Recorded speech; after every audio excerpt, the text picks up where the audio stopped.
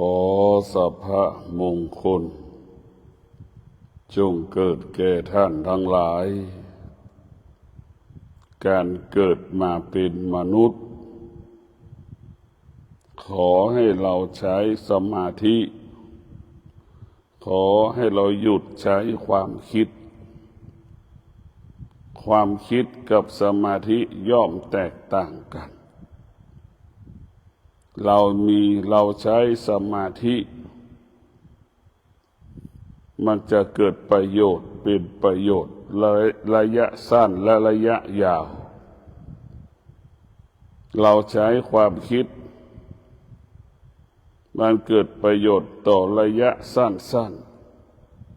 พอระยะยาวมันใช้ไม่ได้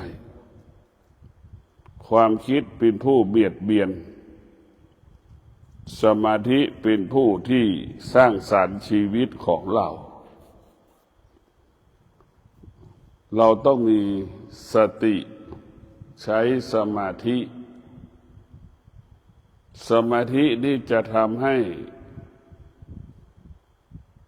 ตาหูจมูกลิ้นกายใจละเอียดเรียกว่าตามีสมาธิตาเห็นวัตถุสิ่งของใดๆตาจะตัดสินใจใดๆก็แม่นยำชัดเจนหูได้ยินเสียงหูนั้นมีสมาธิหูนั้นก็สามารถตัดสินใจใดๆได้โดยง่ายเพราะหูของเรามีสมาธิเมื่อตัดสินใจแล้วก็จะเกิดแต่คำว่าสำลิดผล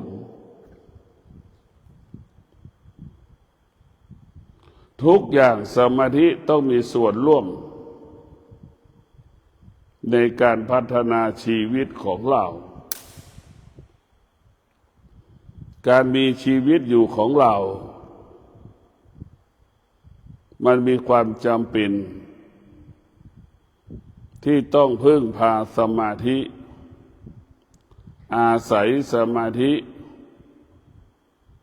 เข้าไปกำกับเข้าไปกำหนดเข้าไปควบคุมดวงจิตของเราดวงจิตใดที่งอกงามด้วยสมาธิดวงจิตนั้นจะละเอียดดวงจิตนั้นจะละเอียดเวลาคิดก็ละเอียดเวลาพูดก็ละเอียดกระทำการใดๆมันก็เกิดคำว่าละเอียดสมาธิมันก็บ่งชี้บ่งบอกว่าเป็นเครื่องป้องกันความผิดพลาดสมาธิมันก็บ่งบอกชี้ว่าขยายผลของการรับรู้สมาธิเปรียบเสมือนแว่นตาขยายผลในการรับรู้เช่นตาเห็นรูปหูได้ยินเสียงจมูกสัมผัสกับกลิ่นลิ้นสัมผัสกับรสชาติอาหารกายสัมผัสจิตมันสัมผัสมันจะไปขยายผลในการรับรู้เรียกว่าสมาธิเป็นตัวช่วยสมาธิเป็นตัวเสริม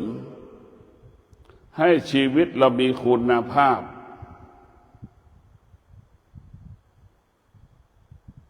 เมื่อเรามีสมาธิใช้สมาธิเรียกว่าเราปกติคิดก็สำเร็จพูดก็สำเร็จทำการใดๆก็สำเร็จคือสมาธิเมื่อเรามีสมาธิชีวิตเราก็อุดมสมบูรณ์ด้วยทรัพย์สมบัติปัจจัยสี่เรามีสมาธิแล้วชีวิตเราอุดมสมบูรณ์ด้วยปัจจัยสี่เครื่องอำนวยความสะดวกต่างๆแต่พวกเราต้องพิจารณา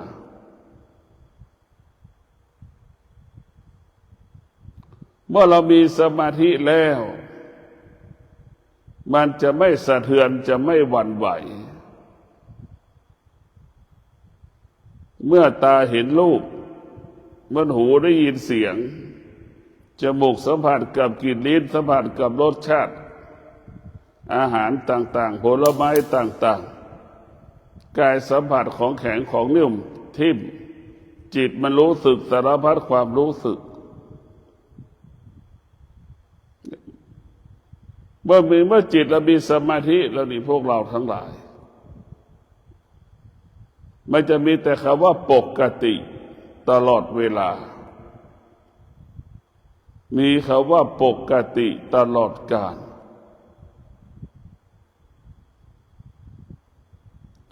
บุคคลใดก็แล้วแต่มีสมาธิใช้สมาธิอยู่กับสมาธิมันจะไม่หวั่นไหวใจมีสมาธิมันจะไม่หวั่นไหวกายมีสมาธิก็มั่นคงทั้งกายทั้งจิตมีสมาธิมันจะทำให้ดวงจิตเรางอกงามสง่างามสมาธิมันเกิดขึ้นมันจะเกิดขึ้นกับคำว่าสำรวมกายวาจาใจสมาธิมันเป็นประโยชน์เกิดประโยชน์สำรวมกายวาจาใจของเรา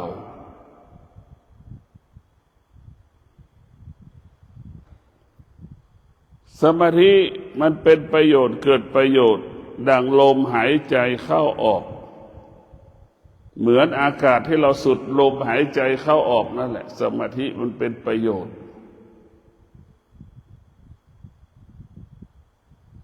มันเป็นประโยชน์มากนะสมาธิมันเกิดประโยชน์มากสมาธิคนส่วนมากของโลกใบนี้ใช้แต่ความคิดใช้แต่ความรู้สึก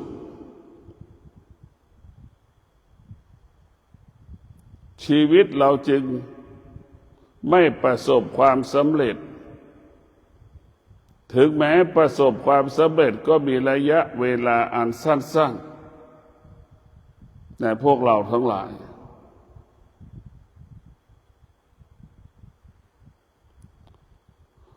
คนทั้งโลกไม่เคยฝึกสมาธิไม่เคยฝึกสมาธิใช้แต่ความคิดความคิดของเรามันผิดพลาดได้ตลอดเวลาเช่นเรามีครอบครัวแล้ว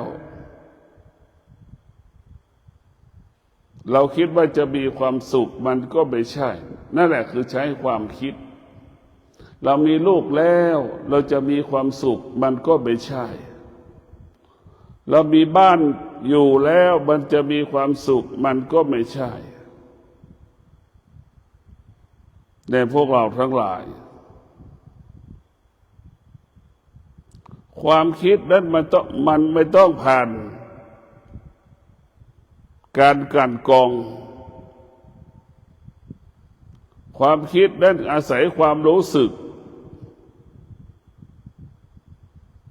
เป็นมาบอกให้เราว่าดีและไม่ดีเป็นหญิงเป็นชายเราจะใช้ความคิดอย่างนี้แต่ถ้าเรามีสมาธิดังที่ได้บอกสมาธิมันรู้สึกมันจะหยุดยั้งความรู้สึกมันรู้สึกแต่มันไม่ตอบสนองความรู้สึกสมาธิมันจะหยุดพิจารณาให้โอกาสเรียกว่าเคลียร์พื้นที่ก่อนที่จะตัดสินใจอยู่ไม่อยู่เอาไม่เอาเนี่ยสมาธิจะต้องเคลียร์พื้นที่เข้าไปดูสถานที่ก่อนแล้วค่อยตัดสินใจอีกทีหนึ่ง พวกเราทั้งหลายสมาธินั้นจะต้องปกติตลอดเวลาปกติที่นี้หมายความว่าจะกินก็ปกตินอนก็ปกติไปทำงานก็ปกติบุคคลที่ใช้สมาธิจะเกิดคำว่าปกติเป็นอมตะทุกอย่างเป็นปกติคนที่มีความคิดมีเหตุมีผลมีข้ออ้างมีข้อแก้ตัวในพวกเราทั้งหลายคนที่มีความคิดมีเหตุมีผลมีข้ออ้างมีข้อแก้ตัวคนที่มีสมาธิไม่มีเหตุไม่มีผลไม่มีข้ออ้างไม่มีข้อแก้ตัวอยู่กับความเป็นจริงเท่านั้นผู้ที่มีสมาธิอยู่กับความเป็นจริงอยู่กับความเป็นจริง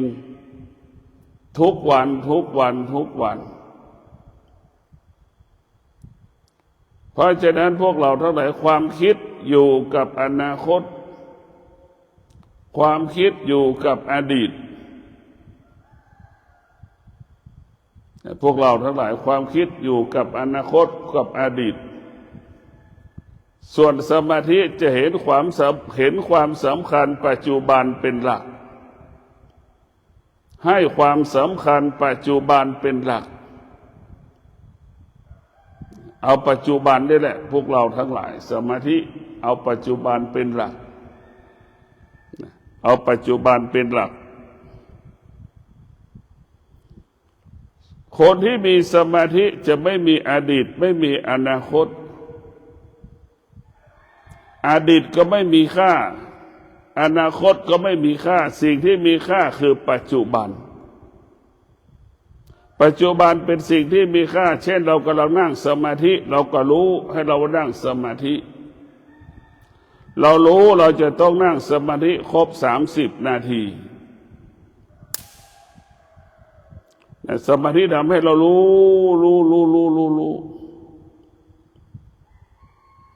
เราจะต้องนั่งสมาธิครบ30 นาทีอย่างนี้เราจะ30 นาทีเราจะไม่ขยับเท้าขวาเท้าซ้ายมือขวามือซ้ายพวกเราทั้งหลายเราก็ให้ความสำคัญเรื่องสมาธิให้มากที่สุด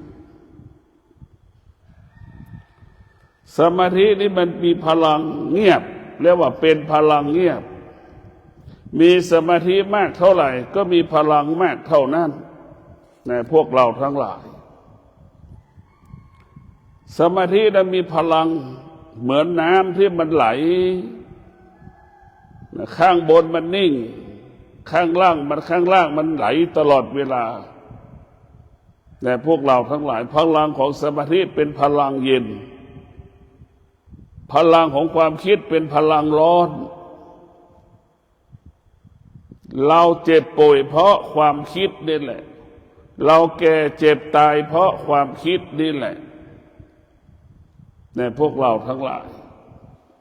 แก่เจ็บตายเพราะความคิดมันตอบสนองความต้องการของเราในความคิดเหมือนเรากินข้าวขาหมูอย่างเงี้ยข้าวหมูแดงอย่างเงี้ยทุกวันนี่ความคิดมันจะทำลายเนาะมันไม่มีคำว่าสร้างสรรค์ชีวิตเรามีแต่ทำลายเรากินข้าวขาหมูทุกวันนึกดูนี่อีกไม่นานมันก็มีคำว่าโรคหัวใจก็จะปรากฏไขมันก็จะปรากฏในพวกเราทั้งหลายมันเต็มไปหมดเป็นอัมพฤกษ์เป็นอัมพาตก็เพราะความคิดจึงทำให้เกิดเจ็บป่วยก่อนเวลากำหนดความคิดมันไม่ได้ผ่านเครื่องกลั่นกรองมันคิดเองเป็นเองกินเองทำเองทุกอย่างในพวกเราทั้งหลายความคิดเป็นพวกความคิดเปรียบเสมือนไข้เปรียบเสมือนเชื้อโรคโควิด-19 เปรียบเสมือนเชื้อโรคไข้หวัดใหญ่สายพันธุ์ A สายพันธุ์ B เปรียบเสมือนไข้งูสวัสด์นั่นแหละมันเป็นทุกข์ทรมานลำบากแต่พวกเราทั้งหลายความคิดมันจะแพร่กระจายขยายผลไม่มีขอบเขตดั่งมนุษย์ทั่วโลกใช้ความคิดกันหมดชีวิตมนุษย์ชาวโลกจึงตกอยู่ใต้อำนาจเขาว่าความทุกข์ความคิดนั้นจะมีเหตุมีผลของมันเช่นมีลูกมันก็อ้างว่าเป็นทุกข์เพราะลูกเช่นทำงานหนักก็อ้างว่าทำงานหนักพอเราหยุดการทำงานหยุดทำงานเดือน2 เดือนก็อ้างอีกมันจะมีข้ออ้างข้อแก้ตัวตลอดเวลาดังเขาว่าความคิดมันอยู่กับอดีตอยู่กับอนาคตมันไม่มีปัจจุบันผู้ที่ชาญฉลาดก็จะอยู่กับปัจจุบันเป็นหลักแต่ผู้ที่ชาญฉลาดอยู่กับปัจจุบันเป็นหลัก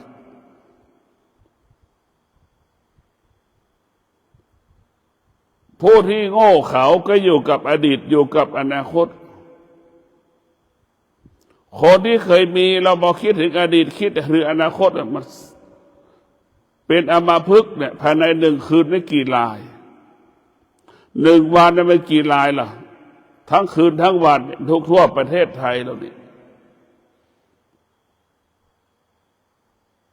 เป็นอัมพฤกษ์เป็นอัมพาตเส้นเลือดตีบตันโรคหัวใจอย่างนี้หัวใจโตอย่างเงี้ยมันก็เกิดจากกินน้ำมันทั้งหมดทั้งสิ้นเพราะฉะนั้นเราต้องสมาธิมันมีแต่ทำลายสนับสนุนส่งเสริมทำลายชีวิตส่วนสมาธินั้นมันจะเป็นผู้หยุดยั้งยับยั้งสิ่งที่เรารู้ตาหูจมูกลิ้นกายใจสมาธิจะไปหยุดยั้งยับยั้งการรับรู้ของตาหูจมูกลิ้นกายใจ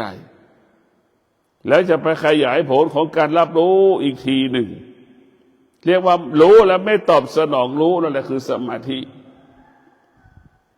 รู้แล้วมันจะไม่ตอบสนองในพวกเราทั้งหลายรู้แล้วไม่ตอบสนองเราดูได้ดีว่าเรามีสมาธิชีวิตเรามีแต่ความว่าสงบเรามีสมาธิจิตเรามีแต่คำว่าความสุขสมาธิจะทำให้กายวาจาใจสงบสุขทำให้จิตอยู่เป็นสุขกินเป็นสุขนอนเป็นสุขเมื่อเราอยู่กับสมาธิสมาธิมันเกิดขึ้นแล้วมันจะเกิดคำว่าว่างเปล่าเมื่อสมาธิมันเกิดขึ้นดวงจิตของเราแล้วกายแล้วมันก็เบาจิตมันก็เบามันเหมือนเครื่องบินลอยอยู่ท้องฟ้านั่นแหละพวกเราทั้งหลาย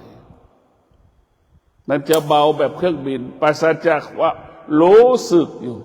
แล้วก็คุยพูดกันนั่งเครื่องบินรู้สึกแต่มันปราศจากความรู้สึกว่ากลัวตายเนี่ยพวกเราทั้งหลายดังที่บอกว่าสมาธิอยู่กับปัจจุบันจะตายก็เรื่องอนาคตไม่คิดมีกินไม่มีกินก็เรื่องอนาคตไม่คิดให้ความสำคัญเรื่องปัจจุบันเป็นหลักผู้ที่มีสมาธิจะอยู่กับปัจจุบันดังที่กล่าวส่วนผู้ที่ไม่มีผู้ที่มีความคิดอยู่กับอดีตอยู่กับอนาคตคาดหวังคิดเองเองนะพวกเราทั้งหลายเราจะเห็นได้ว่าหนุ่มสาวบางคนบางกลุ่มบางคู่มันใช้ความคิดไปเปิดร้านกาแฟของที่ซื้อมาใช้ในร้านกาแฟยังใช้ไม่หมดมันก็ปิดร้านก่อนเพราะอะไรเพราะเราไปใช้ความคิดในการเปิดร้านความคิดมันไม่ใช่ความจริงถึงเป็นความจริงเฉพาะเราไม่ใช่คนอื่น ความคิดมันเป็นความจริงเฉพาะของเราเพราะความคิดไม่ได้เป็นของสากลนะความคิดมันเป็นความจริงเฉพาะขนาดหนึ่งเวลาหนึ่งเนี่ยดังความคิดที่ทุกคนปรารถนาให้นายกทักษิณเนี่ยติดคุกเนี่ยแล้วนายกทักษิณก็ติดคุกสมปรารถนาดังคนที่คิดเช่นนั้นนั่นแหละนี่แหละคือความคิดพวกเราทั้งหลายก็มีความชอบใจสะใจที่นายกทักษิณเขาอยู่ในคุกอย่างนี้แต่พวกเราทั้งหลายคนที่มีสมาธิจะรับรู้เรื่องใดๆก็มีอุเบกขาเข้ามาแก้ไขเมื่อเรามีสมาธิ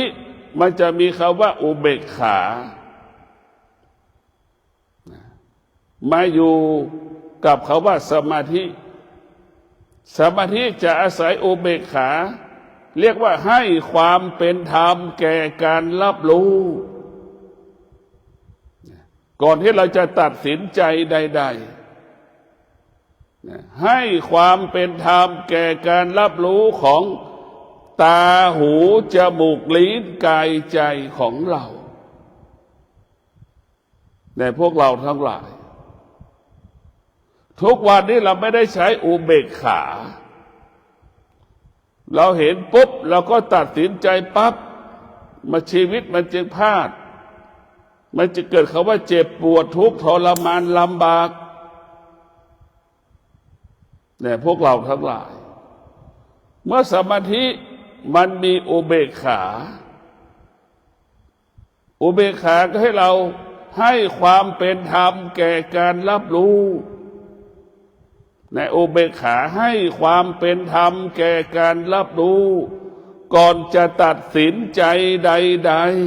ๆแม่นยำชัดเจนแต่พวกเราทั้งหลายสมาธินั้นมันจะต้องอาศัยวิริยะภาคเพียรสมาธิจะต้องอาศัยความอดทนสมาธิจะเกิดต้องอาศัยความอดทนเราจะรักษาสมาธิก็ต้องอาศัยความอดทนพวกเราทั้งหลายเรียกว่าวิริยะภาคเพียรความอดทนต้นกำเนิดคำว่าสมาธิถ้ามีตัวตนก็เหมือนเม็ดมะม่วงเอาไปแช่น้ำไปชามดินลดน้ำจนเป็นต้นมะม่วงเล็กๆกลายเป็นมะม่วงต้นโตต้นใหญ่นั่นแหละพวกเราทั้งหลายคนที่ดูแลก็คือความอดทนคนที่ดูแลก็คือวิริยะภาคเพียรดูแลต้นมะม่วงให้มันเติบใหญ่ต้นสมบูรณ์แบบเรียกว่าวิริยะกับความอดทนเป็นผู้ให้กำเนิดสมาธิเป็นผู้รักษาสมาธิเป็นผู้ส่งเสริมสมาธิแต่พวกเราทั้งหลายสมาธิเปรียบเสมือนสิ่งไม่มีชีวิตส่วนสัจจะส่วนวิริยะและความอดทนเปรียบเสมือนสิ่งมีชีวิตที่ดูแลมะม่วงเหมือนต้นมะม่วงมันเล็กมันโตมันใหญ่จะมีเชื้อโรคเชื้อราเข้ามาจะกินยอดกินใบกินกิ่งแล้วก็ต้องดูแลรักษานั่นแหละพวกเราทั้งหลายความอดทนเป็นผู้ดูแลความอดทนเป็นผู้ดูแลความอดทนเป็นผู้ดูแลความอดทนเป็นผู้รักษาวิริยะภาคเพียรเป็นผู้ส่งเสริมสนับสนุนให้สมาธิยั่งยืนและงอกงามยิ่งขึ้นไปพวกเราทั้งหลายสมาธิทุกคนต้องการแต่ทุกคนไม่ได้แสวงหามันยากพอสมควรที่จะให้จิตเรามีสมาธิถือว่ายาก ถ้าเรามีสติสัจจะวิริยะขันติแล้วสมาธิจะเกิดขึ้นได้โดยง่ายคือเราต้องมีระเบียบเราต้องมีวินัยก่อนสมาธิมันถึงจะเกิดคุณลักษณะของสมาธิก็คือสงบลักษณะของสมาธิคือนิ่งลักษณะของสมาธิคือละเอียดปาณีตสุขุมรอบคอบลักษณะของสมาธิสิ่งที่มันมองไม่เห็นก็ให้มันเห็นชัดเจนขึ้นเรียกว่าสมาธิเปรียบเสมือนกล้องจุลทรรศน์สมาธิเปรียบเสมือนกล้องจุลทรรศน์หรือกล้องขยายผลกล้องส่องพระนั่นแหละหรือแว่นที่มันขยายผลในการรับรู้สิ่งที่เล็กๆให้มันเป็นของโตๆที่เราเห็นชัดเจนได้เราต้องมีสติพิจารณากับชีวิตของเราในพวกเราทั้งหลายชีวิตของเราเนี่ยมันไม่ยากแล้วมันก็ไม่ได้ยากก็ไม่ลำบากเราต้องพิจารณาวันหนึ่งเราใช้สมาธิกี่ครั้งระหว่างสมาธิกับความคิดเราใช้อันไหนมากที่สุดเราจะนั่งแล้วเราจะนั่งเราจะนอนเราจะเดินเราใช้ความคิดกับใช้สมาธิมันมากกว่ากันอันไหนใช้ไหนมากกว่ากันเราต้องพิจารณาสติกับสมาธิให้เรารู้สึกตัวอยู่ตลอดเวลาสติสมาธิมันจะละเอียดจะนั่งก็มีคำว่าละเอียดจะยืนก็เกิดคำว่าละเอียดหรือสุขุมรอบคอบสุขุมรอบคอบผู้ที่มีสมาธิเนี่ยพวกเราทั้งหลายมีปากก็ไม่พูดมีหูเหมือนหูหนวกได้ยินมันเท่ากับไม่ได้ยินเพราะเขารู้สิ่งที่รู้มันไม่ใช่ความจริงสมาธิมันจะรู้แบบนี้แต่พวกเราทั้งหลายคนที่มีสมาธิก็เหมือนท่อนไม้ก้อนหินไม่สะเทือนไม่หวั่นไหวไม่ถูกกระแสลมไม่ถูกแสงแดดไม่ถูกน้ำฝนเพราะสมาธิมันซ่อนด้วยความอดทนวิริยะภาคเพียรซ่อนด้วยตัวสติมันก็นิ่งเท่านั้นแหละพวกเราทั้งหลายผู้ที่มีสมาธิจะเป็นผู้ที่สำรวมกายวาจาใจมีกายสงบมีใจสงบมีวาจาสงบพวกเราทั้งหลายเราต้องใช้กลับมาใช้สมาธิเราต้องกลับมาสร้างสมาธิโดยการภาวนาให้มากที่สุดในพวกเราทั้งหลายสมาธิเป็นเรื่องของผู้ใหญ่สมาธิเป็นเรื่องของผู้ใหญ่ความคิดเป็นเรื่องของเด็กๆความคิดเป็นเรื่องของเด็กๆมันพูดสนุกสนานเฮฮากันเท่านั้นมันไม่ได้สร้างสรรค์ชีวิตจึงเกิดคำว่าสมาธิเป็นเรื่องของผู้ใหญ่ความคิดเป็นเรื่องของเด็กคนไหนใช้ความคิดจิตก็เหมือนเด็กคนไหนใช้สมาธิก็เปรียบเสมือนคนนั้นเป็นผู้ใหญ่พวกเราทั้งหลายคำว่าบุญทั้งหลายคำว่าบุญก็คือสมาธิก็คือบุญคนที่มีบุญคือคนที่มีสมาธิคนที่มีบารมีก็คือคนที่มีสมาธิคนที่มีวาสนาก็คือคนที่มีสมาธิคนดวงดีก็คือคนที่มีสมาธิคนที่มีสมาธิทำอะไรก็ประสบความสำเร็จทำอะไรก็สำเร็จทำอะไรก็ง่ายทำอะไรก็สะดวกนั่นแหละคนที่มีสมาธิคนที่มีสมาธิพวกเราทั้งหลาย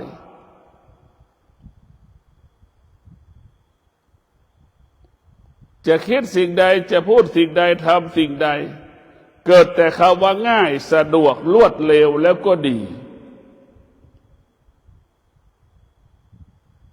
เนื้อหาสาระของสมาธิก็คือละเอียดปาณีตสุขุมรอบคอบเนื้อหาสาระของสมาธิละเอียดปาณีตสุขุมรอบคอบคำว่าละเอียดปาณีตสุขุมรอบคอบจะต้องไปพึ่งพาอาศัยวิริยะภาคเพียรอาศัยความอดทนอาศัยความอดทน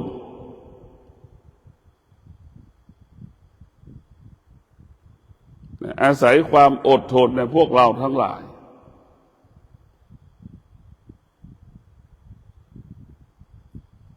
สิ่งที่ยิ่งใหญ่ก็คือสมาธิคนที่มีสมาธิก็เหมือนคนที่มีตาทิพย์นั่นแหละตามันจะละเอียดเห็นสิ่งใดก็จะละเอียดคนเดินมามันก็รู้เลย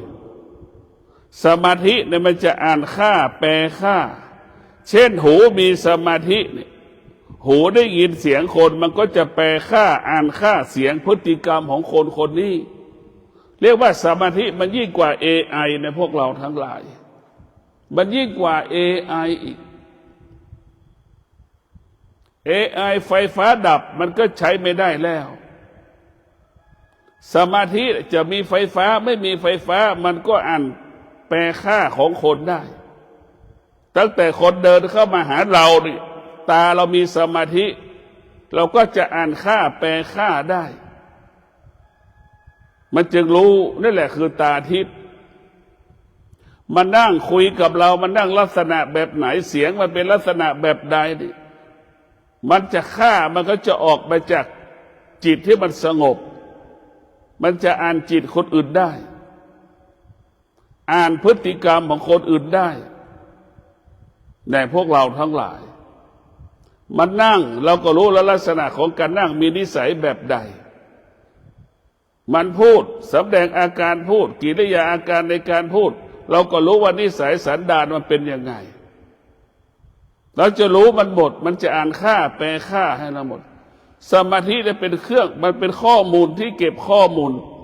แล้วก็แปลค่าข้อมูลเหมือนคอมพิวเตอร์ที่หมอไปตรวจเลือดนั่นแหละ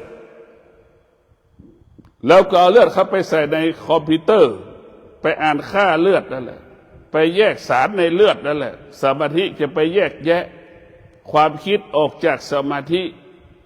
เอาความสมาธิออกจากความคิดมันจะแยกแยะแบบนั้นแหละพวกเราทั้งหลายมันเป็นสิ่งที่น่ารักมากธรรมะพระพุทธเจ้าคือตัวสมาธิคนที่มีสมาธิก็คือเป็นคนที่โชคดีตลอดเวลา365 วันคนที่มีสมาธิโชคดีทั้ง365 วันทำอะไรก็สำเร็จหมดคนที่มีสมาธิทำอะไรก็สำเร็จทำอะไรก็สำเร็จไปพูดสื่อสารขอความช่วยเหลือก็ประสบความสำเร็จจะทำการใดๆก็สำเร็จเพราะนั้นพลังของสมาธิคืออย่างที่บอกว่าละเอียดปาณีตสุขุมรอบคอบนี่เป็นสิ่งสำคัญที่สุดละเอียดปาณีตสุขุมรอบคอบเป็นสิ่งที่ประเสริฐที่สุดเป็นสิ่งที่มีค่าที่สุดคนที่ไม่มีสมาธิก็เป็นคนที่มีแต่ความทุกข์คนที่ไม่มีสมาธิเป็นคนที่คิดสิ่งใดก็ไม่สำเร็จทำการใดๆก็ไม่สำเร็จถึงแม้สำเร็จระยะสั้นๆในพวกเราทั้งหลายคนที่มีความคิดจะเป็นผู้ที่โชคร้ายที่สุดใช้ความคิดความคิดอาศัยสมาธิความคิดและสมาธิจะขยายผลของความคิดก็ยังโชคดี แต่ถ้าว่าความคิดไม่มีสมาธิเลยเนี่ยมันก็จบเหมือนเด็กเห็นไหมเด็กมันเด็ก10 ขวบมันจะพูดอะไรก็พูดมาแสดงอาการแล้วก็เป็นอย่างนั้นแหละคือความคิดเราอยากเห็นสมาธิไม่เหมือนคนอายุ40 30 40 50สมาธิมันจะละเอียดมันจะปราณีตมันจะสุขุมมันรอบคอบมันแตกต่างกันเนี่ยพวกเรามันแตกต่างกันให้เรามาใช้สมาธิกันเรามาสร้างสมาธิกันรู้ว่าสมาธิเป็นต้นกำเนิดของพลังสมาธิเป็นพลังเงียบพลังบริสุทธิ์เป็นพลังงานที่ยิ่งใช้ยิ่งมีพลังใช้มากเท่าไหร่มันก็ไม่หมดสิ้นตรงข้ามกับพลังงานของเทคโนโลยีพลังงานของธรรมชาติยิ่งใช้ยิ่งหมดยิ่งใช้ยิ่งหมดแต่พลังของสมาธิยิ่งใช้ยิ่งไม่หมดยิ่งเพิ่มขึ้นเรื่อยๆยิ่งใช้ยิ่งเพิ่มยิ่งใช้ยิ่งเพิ่มเนี่ยพวกเราทั้งหลายเราต้องกลับมาสนใจใส่ใจเรื่องสมาธิกลับมาเรียนภาคเพียรเรียนเรื่องสมาธิกันใช้วิริยะภาคเพียรมาเรียนเรื่องสมาธิสมาธินี่แหละเป็นคุณสมบัติของผู้ที่จะบรรลุธรรมสมาธินี่แหละจะทำให้ชีวิตเรางอกงามเบิกบานผ่องใสได้ด้วยสมาธิเราจะเห็นว่าคนที่มีสมาธิมันจะบังคับให้เราสำรวมกายวาจาใจสมาธิมันจะทำให้เราแม่นยำในการตัดสินใจนะแม่นยำในการตัดสินใจแม่นยำในการตัดสินใจสมาธิจะทำให้เราเกิดคำว่าแม่นยำในการตัดสินใจให้พวกเราได้โปรดพิจารณาชีวิตของเราต้องให้สมาธิเป็นผู้ดูแลและรักษาชีวิตของเราให้ดูแลให้สมาธิเป็นครูเป็นอาจารย์อบรมสั่งสอนจิตที่ไม่มีสมาธิจิตก็อาศัยความคิดจิตที่ฝึกสมาธิจิตก็ละความคิดจิตถ้าฝึกฝนอบรมจิตแล้วจะไปอาศัยสมาธิถ้าจิตไม่ได้รับการฝึกฝนอบรมจิตแล้วก็จะไปอาศัยความคิดเหมือนลิงขึ้นมะพร้าวชุมพรเห็นไหมลิงที่ขึ้นมะพร้าวเห็นไหมนั่นแหละคือสมาธิจิตมันอาศัยสมาธิกำกับได้กำหนดได้ควบคุมได้ลิงทั่วไปไม่ได้รับการฝึกฝนนั่นก็คือความคิดไม่ได้รับการฝึกเหมือนลิงทั่วไปวุ่นวายไม่ชีวิตเรามันวุ่นวายขนาดไหนนึกถึงลิงดิเพราะฉะนั้นสมาธิเปรียบเสมือนลิงนอนหลับมันสงบมันต่างกันยังไงสมาธิเปรียบเสมือนลิงนอนหลับคนที่ใช้ความคิดเหมือนลิงที่มันกระโดดโลดเต้นตามกิ่งไม้ขึ้นบนลงล่างมันไม่มีคำว่าสงบความคิดคำว่าสงบไม่มีความคิดคือกังวลใจความคิดคือความวุ่นวายใจตลอดเวลาส่วนลักษณะของสมาธิก็คือสงบเรียกว่าสงบตลอดเวลาแต่พวกเราทั้งหลายส่วนมากมนุษย์ทั้งหลายก็ต้องการความสงบต้องการความสงบมากที่สุดจะบอกเลยว่าความสงบเราต้องการมันตลอดเวลาทุกลมหายใจเราต้องการความสงบส่วนความสุขเราต้องการมันแค่บางเวลามันจะแตกต่างกันนะเรียกว่าความสงบจะอยู่กับความจริงความคิดอยู่กับความไม่เป็นจริงความคิดอยู่กับความวุ่นวายเหมือนเราไปซื้อของในห้างเซ็นทรัลนั่นแหละเหมือนเราไปเข้าขับเข้าบาร์นั่นแหละนั่นคือความคิดมันวุ่นวายแบบนั้นแหละ เราอยากเห็นสมาธิก็เหมือนเราอยู่ในบ้านมันสงบมันไม่มีใครมากวนใจไม่มีใครมาเรียกร้องส่งเสียงดังให้เราลบสบายใจเห็นไหมสมาธิเปรียบเสมือนว่าเราอยู่ในบ้านสงบนิ่งแบบนั้นแหละส่วนความคิดวุ่นวายเหมือนเราออกนอกบ้านเหมือนเราไปซูเปอร์มาร์เก็ตวุ่นวายเหมือนเราไปเข้าขับเข้าบาร์นะวุ่นวายแบบนั้นแหละพวกเราทั้งหลายมันวุ่นวายตลอดไม่มีคำว่าจบสิ้นจึงอยากเรียนเชิญพวกเราทั้งหลายได้โอกาสนั่งสมาธิให้มากที่สุดฝึกสมาธิให้เรามีสัจจะเช่นวันนี้วันเกิดของเราก็จะมีสัจจะว่าเราจะนั่งสมาธิ10 นาทีอย่างนี้เรามีสัจจะจะสวดมนต์ไหว้พระในวันเกิดของเราอย่างนี้แหละเป็นการเริ่มสร้างสมาธิสมาธิเปรียบเสมือนบ้านหนึ่งหลังนั่นแหละเราต้องสร้างจนกว่าบ้านเป็นหลังนั่นแหละถ้าเราไม่สร้างแล้วใครจะมาสร้างบ้านคนที่มีบ้านอยู่ย่อมมีความสุขคนที่ไม่มีบ้านอยู่ย่อมไม่มีความสุขเช่นเดียวคนที่มีสมาธิเป็นคนที่มีความสุขเหมือนคนที่มีบ้านอยู่นั่นแหละคนที่ใช้ความคิดเปรียบเสมือนคนที่ไม่มีบ้านอยู่มันก็เป็นทุกข์ตลอดเวลากังวลใจตลอดเวลาก็ขอให้ท่านทั้งหลายมีสติฝึกฝนจิตอบรมจิตในการนั่งสมาธิเจริญภาวนาเพื่อให้กายสงบให้ใจสงบให้ความสงบเกิดขึ้นที่กายที่จิตของเรากายกับจิตเกิดความสงบ